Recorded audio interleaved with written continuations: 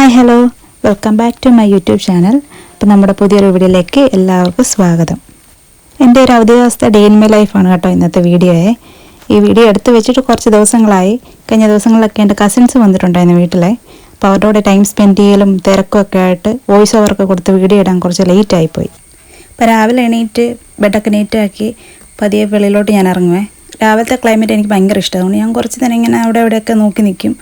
അതെൻ്റെ പതുക്കെ പണികളൊക്കെ തുടങ്ങുള്ളൂ. ഇന്ന് അവധി ദിവസം കൂടെ ആയതുകൊണ്ട് ഇങ്ങനെയൊക്കെ, അല്ലെങ്കിൽ എല്ലാം പെട്ടെന്ന് ചെയ്ത് തീർക്കും.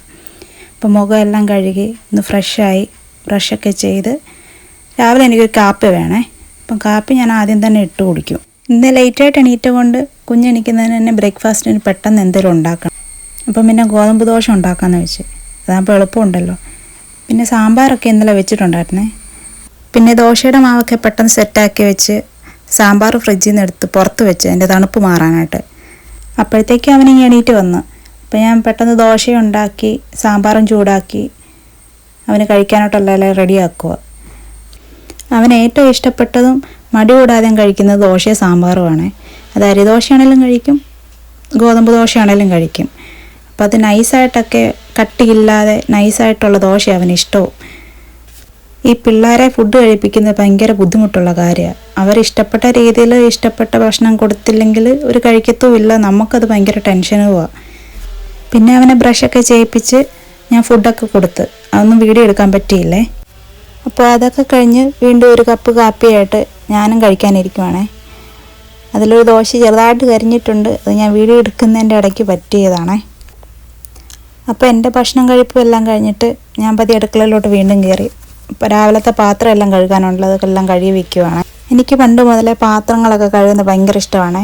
കുഞ്ഞിലെ അമ്മ പാത്രം കഴുകുന്നതിൻ്റെ കൂട്ടത്തിൽ ഞാനും പോയി നിൽക്കുമായിരുന്നു, ഞങ്ങളുടെ പണ്ടത്തെ വീട്ടിൽ വെച്ച്.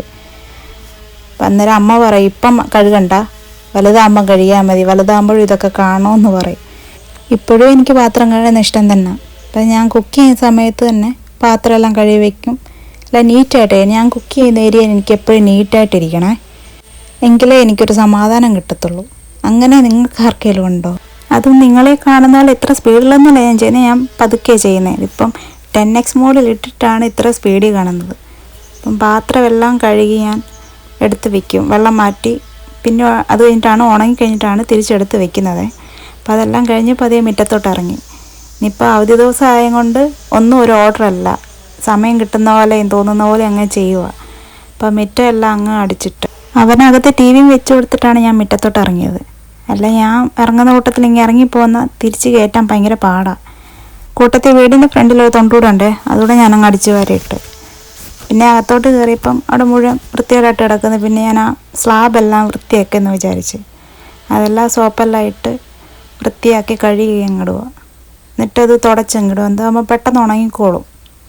പഠിക്കുന്ന സമയത്ത് അമ്മ ഞങ്ങളെ കൊണ്ട് അധികമൊന്നും ചെയ്യിപ്പിക്കാറില്ല. പിന്നെ ചെറിയ ചെറിയ കാര്യങ്ങളൊക്കെ ചെയ്യത്തുള്ളൂ. അത് ചെയ്യുന്നതും വലിയ താല്പര്യത്തോടെ ഒന്നുമല്ല ചെയ്യുന്നത്. പക്ഷെ ഇപ്പം ചെയ്യുന്ന ഓരോ കാര്യങ്ങളും എനിക്കിഷ്ടവുമാണ്. ഞാൻ ചെയ്യുന്നതും ഇഷ്ടപ്പെട്ട് തന്നെയാണ് ചെയ്യുന്നത്. അതുമല്ല, ഇപ്പം ഞാൻ തന്നെയുള്ളത് കൊണ്ട് ബോറടി മാറ്റാനും ഇതുപോലെയൊക്കെയാണ് ചെയ്യുന്നത്. ടൈം എടുത്ത് ഇഷ്ടപ്പെട്ട ഓരോ ജോലികൾ ചെയ്യുന്നത്. അവിടെ എല്ലാം കഴുകി വൃത്തിയാക്കി കഴിഞ്ഞ് ഞാൻ ആ തുണിയും കൂടെ കഴുകി പുറത്തിടുവേ. ക്ലീനിങ്ങും അത്യാവശ്യം ചെറിയ പരിപാടികളെല്ലാം കഴിഞ്ഞ് കഴിഞ്ഞിട്ടാണ് ചോറ് വെക്കാൻ പോകുന്നത്. ഇവിടെ ചോറ് വെക്കുന്ന കുക്കറിനകത്താണ്. ഇവിടെ അടുപ്പിലല്ല, ഗ്യാസിലെല്ലാം കുക്ക് ചെയ്യുന്നത്. ഇതൊരു ചെറിയ അടുക്കളയാണ്. അപ്പം അത് കാരണം അടുപ്പ് കത്തിക്കാൻ പറ്റത്തില്ല. അതുകൊണ്ട് എല്ലാ ഫുഡും വെക്കുന്നതും കുക്കറിൽ തന്നെയാണ് വെക്കുന്നത്. അരി ഇടാനുള്ള വെള്ളം കുക്കറിൽ തിളപ്പിക്കാൻ വെച്ചിട്ട് പിന്നെ അരി എടുത്ത് കഴുകുവാണ്. അപ്പം അരി ഞാൻ നല്ലപോലെ കഴുകും. 4-5 തവണ കഴുകും ഞാൻ. നല്ലപോലെ ക്ലിയർ ആവുന്നിടം വരെ കഴിയാലേ എനിക്കൊരു തൃപ്തി വരത്തുള്ളൂ. അപ്പം നല്ലപോലെ വെള്ളം ഒഴിച്ച് കഴുകും. പിന്നെ ഉപ്പിട്ടും കഴുകും ഞാൻ. നല്ലപോലെ കഴുകി കഴിഞ്ഞിട്ട് കുക്കറിനകത്ത് ഇടുകയുള്ളൂ. അത് അമ്മ പഠിപ്പിച്ച ശീലമാണ്. അരി നല്ലപോലെ കഴുകി വൃത്തിയാക്കിയിട്ടേ, നമ്മൾ കഴിക്കുന്ന ഭക്ഷണമല്ലേ, അപ്പോൾ അതിനനുസരിച്ചിട്ട് വൃത്തിയാക്കിയിട്ടേ ഇടാവുള്ളൂ എന്ന് പണ്ട് പറഞ്ഞു തന്നിട്ടുള്ളതാണ്. അപ്പം അങ്ങനെ തന്നെ എപ്പോഴും ചെയ്യുന്നത്. അപ്പം അരിയെല്ലാം ഇട്ട് അത് നല്ലപോലെ ഒന്ന് ഇളക്കും. ഇളക്കിയിട്ട് പിന്നെ കുക്കർ അടച്ചങ്ങ് വെച്ച് വിസിൽ വരാനായിട്ട് തീ കൂട്ടി അങ്ങ് വെക്കുവാണേ. ഫുൾ ഫ്ലെയിമിൽ തന്നെയാണ് വെക്കുന്നത്. അപ്പം പുറത്ത് നല്ല മഴയായി. ഇത്ര നേരം മഴയില്ല, ഇപ്പം പതിയെ മഴ തുടങ്ങിയിട്ടുണ്ടേ. അപ്പം ചോറൊക്കെ ആയി. ആ കൂട്ടത്തിൽ ഞാൻ അവനെ പഠിപ്പിക്കുന്നുമുണ്ട്. അവൻ എഴുതാൻ ഭയങ്കര മടിയാണ്. എഴുതത്തില്ല, പഠിക്കും പക്ഷെ എഴുതത്തില്ല. അന്നേരത്തിന് പിന്നെ ചോറെല്ലാം ആയി, ചോറ് തിളപ്പിച്ചൂറ്റി.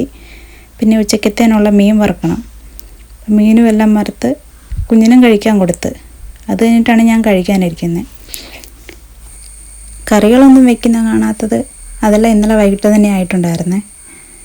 അപ്പം ഇന്ന് ഉച്ചക്കത്തേന് മീൻ വറുത്താൽ മാത്രം മതിയായിരുന്നു. ഇത് നത്തോലി മീനാണ്, ഇവിടെ നത്തോലി എന്നാണ് പറയുന്നത്. അപ്പം മീൻ പീരയും മീൻ വറുത്തതും പപ്പടവും, ഇത് മുളക് ചമ്മന്തി, കാന്താരി മുളക് ചമ്മന്തിയാണ്. അപ്പം അതെല്ലാം കൂടെ കൂട്ടി ഞാൻ കഴിക്കുക. അപ്പോൾ ഇന്ന് അവധി ദിവസമായതുകൊണ്ട് അവനിവിടെ ഉള്ളത് കൊണ്ടും TV വെച്ചതിൽ കാർട്ടൂൺ മാത്രമേ കാണാൻ പറ്റത്തുള്ളൂ, അല്ല വേറെ ഒന്നും വെപ്പിക്കത്തില്ല. പിന്നെ അതൊക്കെ കണ്ട് ചോറുണ്ട് കഴിഞ്ഞിട്ട് അകയെല്ലാം തൂത്തുവാരിയിട്ടെ.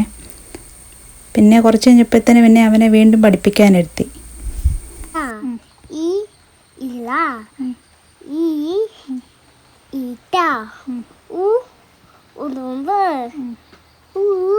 അപ്പോൾ നമ്മുടെ വീഡിയോസൊക്കെ പുതിയ കാണുന്നവർ ചാനലൊന്ന് സബ്സ്ക്രൈബ് ചെയ്ത് സപ്പോർട്ട് ചെയ്യണേ.